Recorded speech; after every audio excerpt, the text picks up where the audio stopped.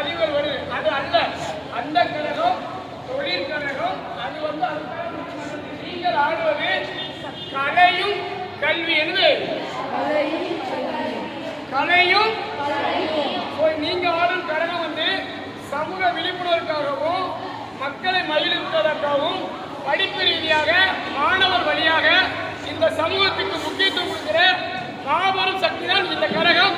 இது வெறும் கேளிக்கை கழகம் அல்ல, கலையும் கல்வியும் என்ற வழியில் நம்ம விகாசா பள்ளி முயற்சி எடுத்திருக்கு. ஒரு பெரிய கிளாப் பண்ணிக்கிறோம்.